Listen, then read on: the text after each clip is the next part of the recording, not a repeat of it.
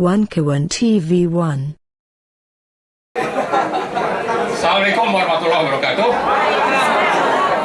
Alhamdulillahirrahmanirrahim. Allahumma sholli ala sayyidina Muhammad. Saya sedikit saja, tidak banyak-banyak. Pertama, proyek PIK 2 itu memang didukung dengan adanya kebijakan dan peraturan-peraturan. Mulai dari ada peraturan yang terbit tahun 2014 nomor 75 PP, kemudian berlanjut sampai ada yang namanya PP nomor 42 tahun 2021. Nah, ini awalnya PP ya, tapi di situ juga ada status yang diperoleh oleh proyek-proyek ini, yaitu proyek strategis nasional. Nah, proyek strategis nasional ini mendapatkan 6 ada fasilitas-fasilitas, antara lain itu kemudahan perizinan, tapi juga ada dukungan pemerintah kalau ada masalah hukum. Rakyat boleh lapor, kata peraturan ini boleh lapor, tapi tidak diproses faktanya. Nah, pemerintah justru memberikan kemudahan dan dukungan kepada pengembang PIK 2 yang konglomeratnya itu namanya Aguan dan Antoni Salim. Ya, catat ini, musuh rakyat itu dua ini antara lain ya, konglomerat ini.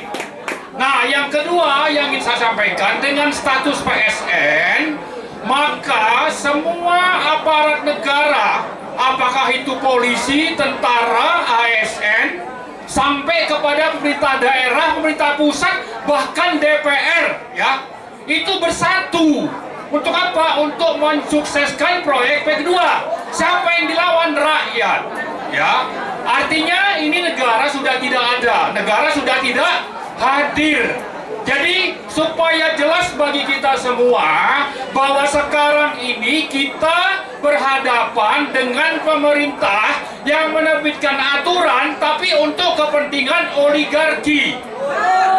Di sisi lain untuk apa? Untuk menindas rakyat, mendapatkan keuntungan sebesar-besarnya dari tanah rakyat dan apa yang dimiliki rakyat. Termasuk tadi dia disebut Pak Said Didu itu aset negara, apakah itu jalan, sungai, irigasi dan sebagainya.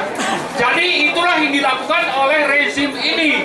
Rezim oligarki memanfaatkan kekuatan yang dimiliki oleh negara, termasuk alat-alat penegak hukum dan keamanan, untuk melawan rakyat, untuk memuluskan proyek PIK 2. Nah, karena itu, karena negara sudah tidak hadir di PIK 2, sudah saatnya kita bangkit melawan. Ya, ini dijamin oleh Undang-Undang Dasar juga. Dari 10 aturan tentang HAM, itu ada 6 yang dilanggar dalam konstitusi. 6-nya itu dilanggar oleh siapa? Oleh rezim fasis pro oligarki ini.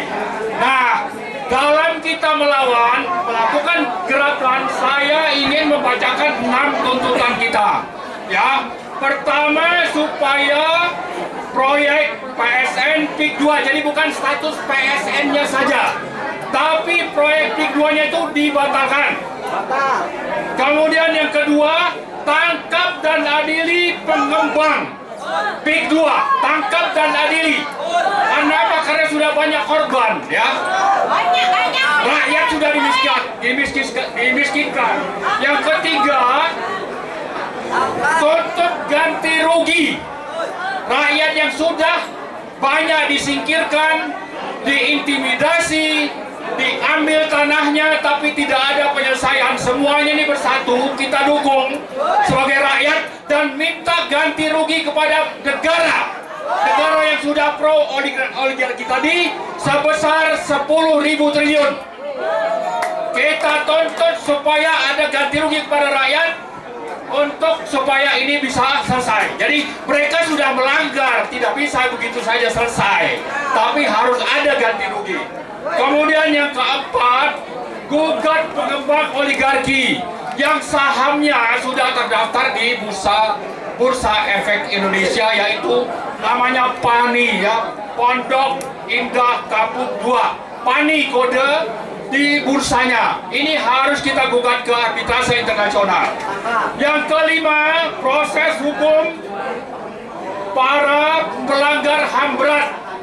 Mereka sudah melakukan pelanggaran HAM berat di sekitar 9 atau 3 kecamatan yang ada di daerah Banten. Nah, yang terakhir, kita menuntut supaya proyek PIK 2 mulai dari kebijakan pemerintah, lalu menerbitkan peraturan-peraturan sampai ke Permenko ini diaudit menyeluruh.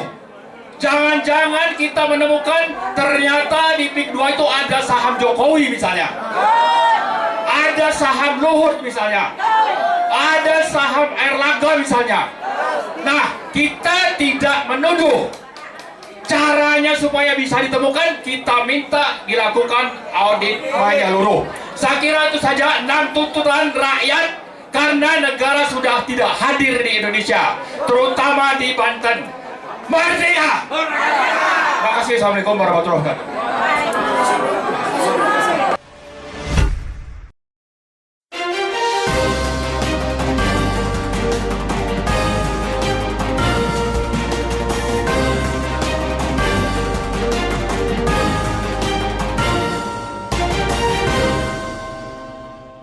One TV 1